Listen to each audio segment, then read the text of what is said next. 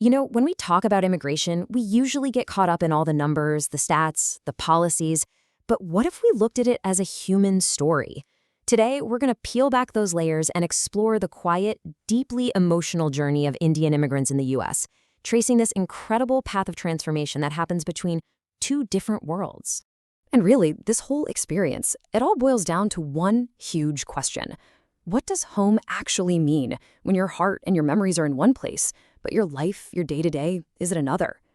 That's the question we're going to keep coming back to. So let's start at the very beginning. Like so many great stories, this one begins with a departure. This is part one, and it's all about that single moment of leaving, summed up perfectly by the idea of a one-way ticket. I want you to really think about what that feels like, this one-way ticket mindset. It's not just a piece of paper, right? It is a whole state of mind. It's this unbelievable dream of opportunity on one hand, and on the other, this unspoken, immense weight of leaving your entire world behind. So what pushes someone to make a decision that big? Well, a lot of the time, it starts with education. That's the gateway, especially in fields like science and tech. Then there's the raw ambition for a totally new life, but you're always weighing that against the quiet cost of leaving everything you've ever known. And underneath it all, there's this profound sense of duty, this hope that one day you'll be able to support the very family you're leaving behind. Okay, so you've left, you're full of hope, ambition, all of it. But then you arrive, and that's when the stark reality hits. Welcome to Act 2, The Sound of Silence. See, the dream is crystal clear. It's straightforward. You go, you get an education, you grab the opportunity. It's a really powerful, simple thing that keeps you going.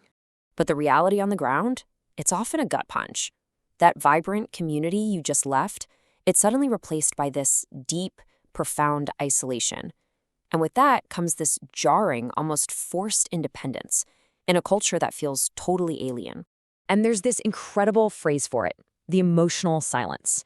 It perfectly describes that feeling of not being able to even put words to the struggle. It's the loneliness of a new apartment, the crazy pressure of a new job, the constant culture shock, and it's all happening inside with no real way to let it out. And out of that silence, something else starts to grow. A new chapter begins. Part 3 is all about how that initial struggle to just survive evolves into this relentless pressure of success. You see this path play out again and again. First, you just got to get a foothold, get into a university, land that first job.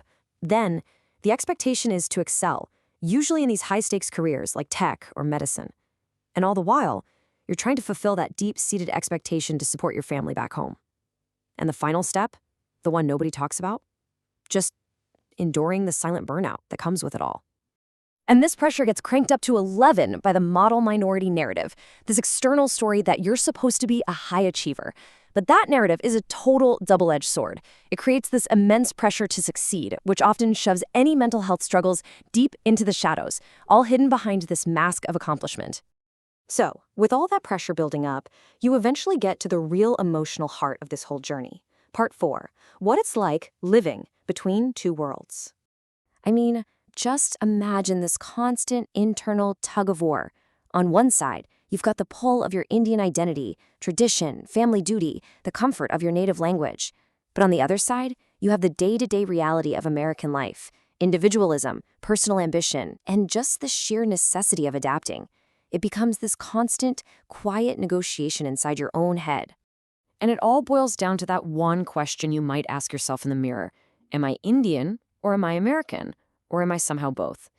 And that conflict doesn't just define the second generation, it profoundly reshapes the first generation too, as they figure out who they're becoming.